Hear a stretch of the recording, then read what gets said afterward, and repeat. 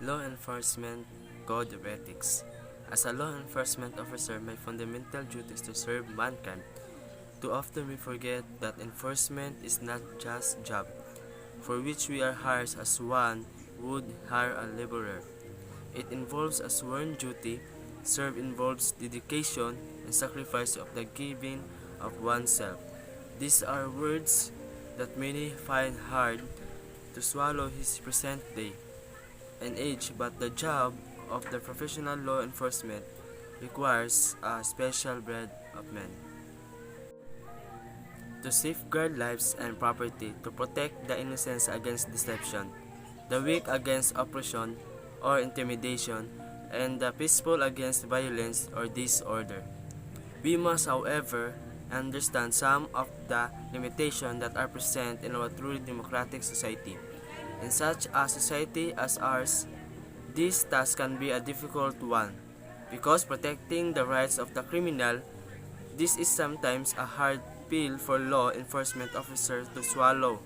It is easy for an officer to become betterly when he has continually witnessed the ends of justice, warted by red tape, politics, and technicalities of the law. The more truly idealistic he is, the more frustrated he can become, especially if he lacks a philosophy or understanding of his true purpose in society which he serves. To respect the constitutional rights of all men to liberty, equality, and justice. Respecting the rights of all others is not one of man's natural qualities. It seems to be part of his nature of suspect and persecute justice on this earth. Now will there ever be, because man is not all-knowing, nor is he himself perfect, still we must strive for a form of justice that presents of ultimate capability. This involves not only great on the part of every person in the community, but individual sacrifice as well. I will keep my private life unsealed as an example to all. One of the first things that a law enforcement officer must learn in this, he has no private life. Every citizen should be entitled to his own private life, yet when a person accepts the calling of law enforcement, as a voluntary measure, he must be willing to obtain his privacy as a sacrifice to the good of the community which he served.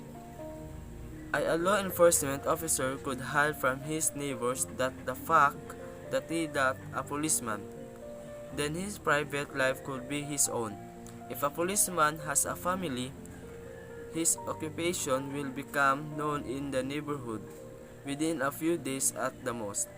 If he is single and keeps to himself, he may keep his secret a little longer, but if he is engaged in active law enforcement within his community, it is inevitable that his neighbors will become aware of it. Once this is known, he will become the object of constant observation. Maintain courageous calm in the face of danger, scorn, or ridicule, or developing self-restraint. Most officers are prepared to face physical danger and the public accept it. This is due to the fact that when most people think of police work, they think of high-speed chases with guns blazing and similar situations in which the officer's life is in constant danger. In democracy, a police officer is a public officer and as such is a servant to the community. Instead of being above reproach or ridicule, he must accept to receive his position as part of his job. It's not easy to control his temper when being subjected to unnecessary and unjustified scorn or ridicule.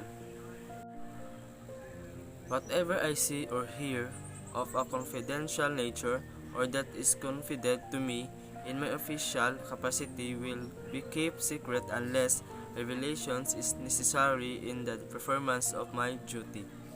Some officers that feel there is a difference in that the information obtained by the doctor and attorney is freely given with the understanding that it will be confidential, whereas the information obtained as part of the law enforcement officer can be the result of many sources or forms of investigation. I will never permit personal feelings, prejudice, animosities, or friendship to influence my decision. It is quite difficult to know which desire is strongest in some persons, to help our friends or to hurt our enemies. But desires are part of our human nature. Helping our friends can be very good things in itself, but then it involves iniquity in the administration of justice. We are defiling the oath we made to the community in which we serve. In police work, there is ample opportunity to both hurt enemies and help friends. And it takes a person of strong character to properly perform his duties. Under the circumstances, without professional conviction, this can be impossible. I will never act officiously. One of the faults that common the new officer is that they often act officiously. They appear to the public to be over-impressed with their own importance. In a way, that is nature because it is associated with pride, and a new officer is usually very proud when he first puts on his uniform and badge. With no compromise for crime and with relentless prosecution of criminals, I will enforce the law courteously and appropriately without fear or favor, malice, or will. The term "with no compromise for crime" means that crime will not be knowing permitted.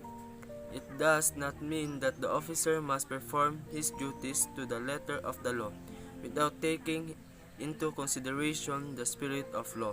No one can predict or guarantee the final result of any ethical. Only God can do this. Man can only be responsible for his immediate actions. If an officer does a good job and the criminal is released by the court, the blame rests not upon him but upon the court, the jury, and society itself. I will never employ unnecessary force or violence. At times, the use of force in the performance of one's duties is an absolutely necessity.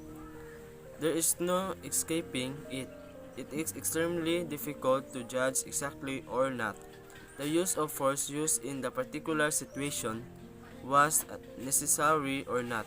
The use of force or violence during interrogations will often produce immediate confessions, but it should be avoided on ethical grounds, in that the interrogator seldom knows with complete certainty that suspect is guilty, and the use of force or the third degree on an innocent person is certainly a miscarriage of justice as well as a violation of professional conduct. I will never accept gratitude. Gratuities take two main forms. First, it is gratuity given by a person with the sole intent of receiving something in return. Second, that is given solemnly but of our respect for law enforcement and the job that the police officers are doing. To be truly professional, we must first be ethical. We must do what is actually desirable, not merely what we would like to be desirable. I recognize the badge of my office as a symbol of public faith, and I accept it as a public trust to be held so long as I am true to the ethics of police service. This is the most overlooked and forgotten phase of law enforcement by the men of the field. It is this that enables an officer to suffer the difficulties and problems that the help.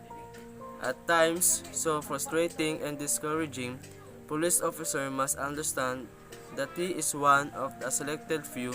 Officers should be also understand that any person reward will not be obtained from the public itself. For the public is a difficult master. There is to be a personal reward. It can only come from the job itself or from knowing the significance of the job and the essential role that plays in society.